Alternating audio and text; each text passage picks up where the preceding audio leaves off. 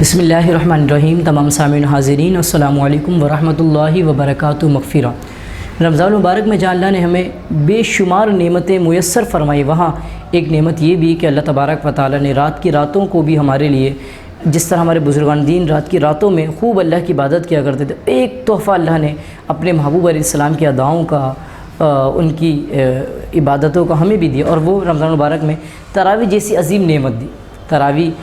کی جو جماعت ہے وہ سنت مؤکدہ ہے، اور خاص طور پر اس کا اہتمام کیا جاتا ہے مساجدوں کے اندر، اور 20 رکعت تراویح جو ہے نا وہ الحمدللہ اہل سنت والجماعت کی مساجدوں میں ادا کی جاتی ہیں۔ آپ بھی خوب اس کا اہتمام کیجئے، اور وہاں تراویح کی جماعت کے ساتھ بالکل باقاعدہ جو ہے نا پاک صاف ہو کر اچھے طریقے سے اچھے لبادے کے اندر شرکت کیجیے اللہ تبارک، کیونکہ اس دن میں کہا جاتا ہے کہ رمضان مبارک کی راتوں میں جو ایک سجدہ کرتا ہے، روایت کا مفہوم ذکر کر رہا ہوں، تو اللہ تبارک و تعالی ایک سجدے کے عوض اس کو 1500 نیکی عنایت فرماتا۔ 20 رکعتیں ہیں، کتنے سجدے آئیں گے، کتنی نیکیاں، مطلب یہ کہ ہر لمحے میں رمضان میں تو بڑی کثیر نعمتیں ہیں۔ تراویح کی جو جماعت ہے وہ سنت مؤکدہ ہے، یعنی کہ اگر چند افراد نے مل کر ادا کر لی تو جو ہے نا سب کے سب بری و ذمہ ہو جائے، لیکن اگر کسی نے ادا نہیں کی تو تمام کے تمام گناہ۔ ہر عاقل بالغ مسلمان مرد اور عورت پر تراویح جو ہے نا وہ لازم ہے۔ اکثر بہنیں یہ سوچتی ہیں کہ ہم پر نہیں، ایسا نہیں ہے، بلکہ وہ بھی ان کو بھی اپنے گھر کے اندر، یا اگر کہیں ایسا سپریشن ہے کہ جہاں پر جو ہے نا خواتین کی جماعت ہوتی ہے، کوئی حافظہ آ کر قرآن پڑھاتی ہیں، اور وہاں پر ساتھ ساتھ اسی کے بعد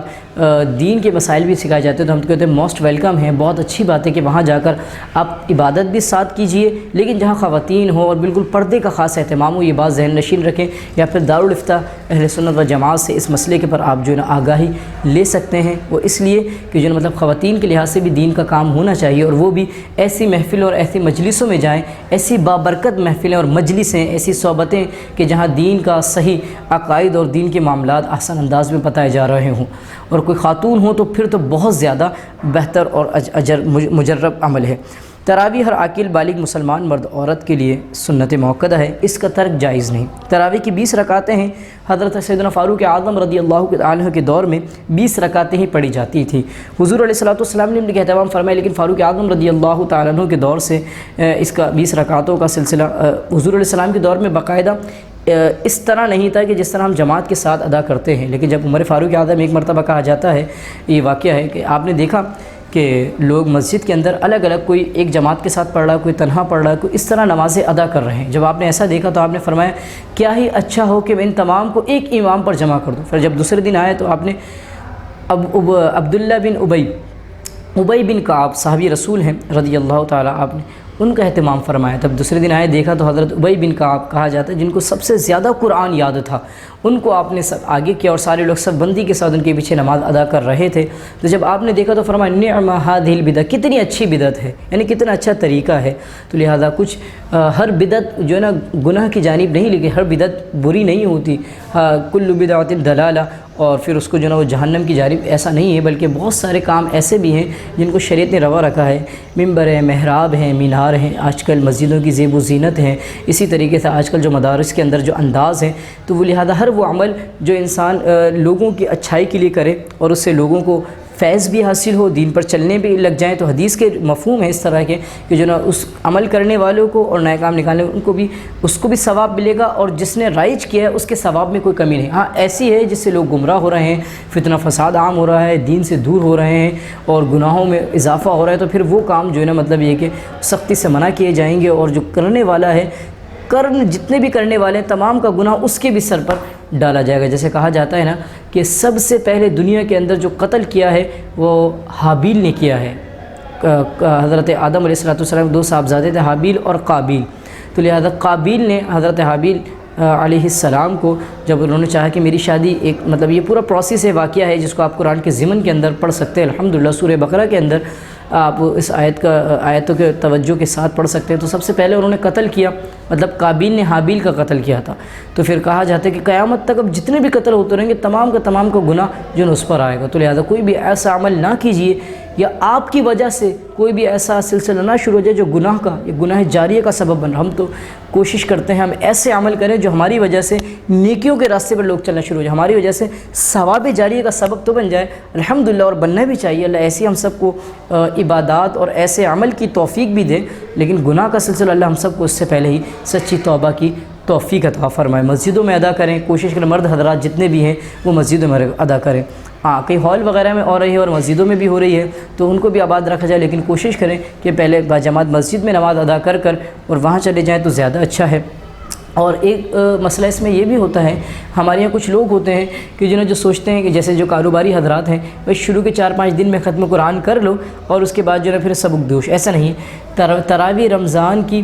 ہر راتوں میں 20 رکعت جو ہے نا ہر مسلمان عاقل البالغ مسلمان عورتوں پر لازم ہے, سنت موقدہ ہے. لازم کا سنت موقدہ ہے, اس کا ترک جائز نہیں. اگرچہ آپ نے ختم قرآن کا ثواب تو لے لیا, لیکن ابھی تراویح کا جو ادا کرنے کا 20 رکعتیں ہر رات میں وہ اس سے آپ سبک دوش نہیں ہوئے, اس سے بری ذمہ نہیں ہوئے. اگرچہ آپ نے پڑھ لیا لیکن آپ نے جب بھی 20 رکعتیں ادا کرنی ہوں گی. تو اللہ کریم ہم سب کو مسائل کے مطابق زندگی بسر کرنے کی توفیق عطا فرمائے. اچھا, اسی کے ساتھ ساتھ جو تراویح پڑھنے والے ہمارے دوست ہمارے بھائی ہیں, تراویح کی ہر 4 رکعت کے بعد دعائے تراویح پڑھی جاتی ہے, جسے ترویحہ اور دعائے تراویح کہا جاتا ہے. ہمارے اور اکثر ہماری مسجدوں کے اندر جہاں تراویح پڑھائی جاتی ہے وہاں پر دیواروں پر اس کے بینرز جو ہے نا پینفلیکس کے اعتبار سے یا جیسے بھی آسانی ہو اس کے نصب کر دیے جاتے ہیں, اور امام صاحب ہر 4 رکعت کے بعد جو تھوڑی دیر مہلت یا تھوڑی دیر ٹھہرنے کا جو ہے اس میں جب تک وہ دعا پڑھ لیتے ہیں, پانی وغیرہ پی لیتے ہیں, تو وہ دعائے تراویح کیا ہے آئیے آپ کے سامنے پڑھتے ہیں. بہنیں گھر میں پڑھتی ہیں تو وہ بھی اس کو دیکھ کر یاد کر سکتی ہیں, اور یا پھر اپنے موبائل میں اس کی تصویر لے کر اپنے پاس رکھ سکتے. جیسے ہی آپ 4 رکعت ادا کر لیں فوراً اس کو پڑھیں, زیادہ اچھا رہے گا اور زیادہ ثواب آپ کے ہاتھ آئے گا. دعا کیا ہے؟ بسم اللہ الرحمن الرحیم. سبحان ذی الملک والملکوت, سبحان ذی العزت والعظمت والحیبت والقدرت والکبریاء والجبروت, سبحان الملک الحی الذی لا ینام ولا یموت, سبوح قدوس ربنا ورب الملائکۃ والروح, اللہم اجرنا من النار, یا مجیر یا مجیر یا مجیر. اس طرح یہ آپ نے ایک مرتبہ پڑھ لینا, پھر دوبارہ اپنی یا پانی وغیرہ پی لیں تو پانی پی لیں آپ, اور اس کے بعد جو ہے نا دوبارہ آپ اپنے دیگر جو ہے نا مطلب یہ کہ تراویح کی جو رکعت اگر 4 پڑھ چکے ہیں تو 5ویں 6ٹھی کی جانب آئیں گے, 8 پڑھ چکے ہیں تو 9ویں 10ویں. تو یہ دعا آپ نے کرنی ہے, دعائے تراویح. اس کا ترجمہ کیا ہے؟ اچھا, اس میں یہ بھی ذہن نشین رکھیں, اس میں جو ایک لفظ ہے والعظمتی, اکثر لوگ عظمہ پڑھ رہے ہوتے ہیں, عظمتی نہیں والعظمتی, کیونکہ اگر ہم اس کو عظمہ پڑھیں گے تو اس کا مطلب ہوتا ہے کہ مطلب کیا ہے, تعظیم عظمت بلندی کے معنوں میں آتا ہے, اور عظم کر دیں گے تو یہ ہڈی کے معنی میں آ جائے گا, جو کہ یہاں پر اس دعا یا اس جو ردم چل رہا ہے, یہ جو سلوک چل رہا ہے, اس کے عین موافق اور مطابق ترجمہ غلط ہو جائے گا. ترجمہ: پاک ہے وہ اللہ جو ملک اور بادشاہت والا ہے, پاک ہے وہ اللہ جو عزت اور عظمت والا ہے اور ہیبت والا ہے اور قدرت والا ہے اور بڑائی والا ہے اور جبروت یعنی سطوت والا ہے. پاک ہے وہ اللہ جو بادشاہ ہے, زندہ رہنے والا ہے, نہ اس کے لیے نیند ہے اور نہ موت. بے انتہا پاک ہے وہ ذات, بے انتہا مقدس ہے ہمارا پروردگار, اور فرشتوں اور روح کا پروردگار ہے. الہی ہمیں آگ سے بچانا, اے بچانے والے, اے پناہ دینے والے, اے نجات دینے والے. ویسے تو ایک ترجمہ تینوں کا یا مجرو کا ایک جگہ بھی کیا جائے, لیکن بڑا خوبصورت انداز میں کیا گیا ہے. اللہ کریم ہم سب کو رمضان مبارک کی راتوں میں بھی خوب جا کر عبادت کرنے کی توفیق عطا فرمائے.